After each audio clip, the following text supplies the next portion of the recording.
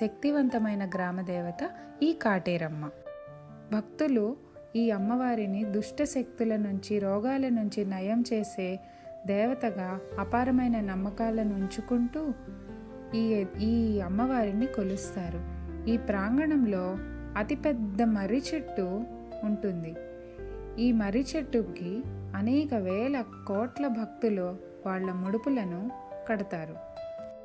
ఈమె ఆదిశక్తి మరియు కాళీ రూప అవతారమని భావించి కర్ణాటకలో ఈ అమ్మవారిని రక్త కాటేరమ్మ అని కూడా పిలుస్తారు. ఇలా వేలల్లో కోట్లల్లో భక్తులు దర్శించి ఈ పెద్ద మహావృక్షానికి ఎన్నో ముడుపులు కడతారు.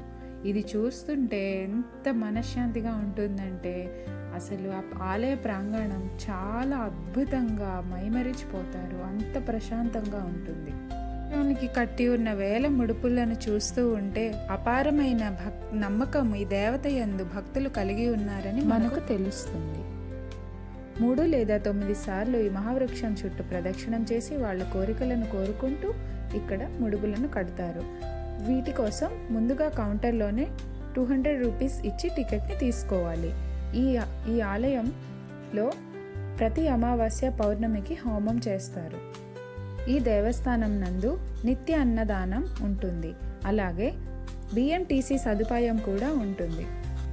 చుట్టుపక్కల జాతరలాగా కొన్ని రకాల తాయెత్తులు, అలాగే కొన్ని నమ్కిన్స్, కొన్ని దేవస్థానంకి సరిపోయే ప్రతిమలు ఇక్కడ చుట్టూ ఇలాగా చిన్న చిన్న షాప్స్లో అమ్ముతూ ఉంటారు.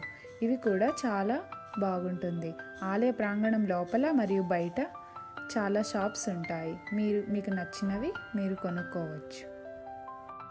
ఇది కంబాల్పుర అనే విలేజ్లో గ్రామంలో ఉంటుంది.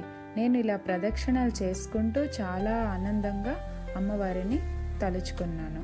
ఈ చుట్టూ ఈ ఏరియా అంతా విలేజ్గా ఉండడం వల్ల ఈ ప్రాంగణంలో చాలా సేంద్రియ వ్యవసాయం చేస్తూ ఉన్నారు. టెక్నాలజీని వాడుకుంటూ తక్కువ నీళ్లలో వ్యవసాయాన్ని ఈ చుట్టుపక్కల చేస్తూ ఉన్నారు. ఇక్కడ చాలా రకాల వెజిటేబుల్స్ని, ఫ్రూట్స్ని, డ్రాగన్ ఫ్రూట్స్ని కూడా పండిస్తున్నారు. ఇవి మీరు హోస్కోట్ నుంచి కంబాల్పుర వచ్చే మధ్యలో మీకు ఈ ఫార్మింగ్ ల్యాండ్స్ చాలా కనువిందు చేస్తాయి.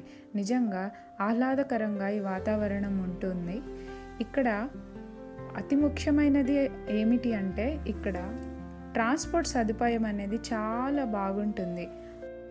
5 బెల్లం దీపాలతో అమ్మవారిని కొలిచి గరికతో విఘ్నేశ్వరుని పూజించి ఆలయంలో ఆరతి ఇచ్చిన తర్వాత బిఎంటీసీ సదుపాయంతో క్షేమంగా ఇంటికి చేరుకున్నాను. మళ్ళీ విజిట్ చేస్తాను.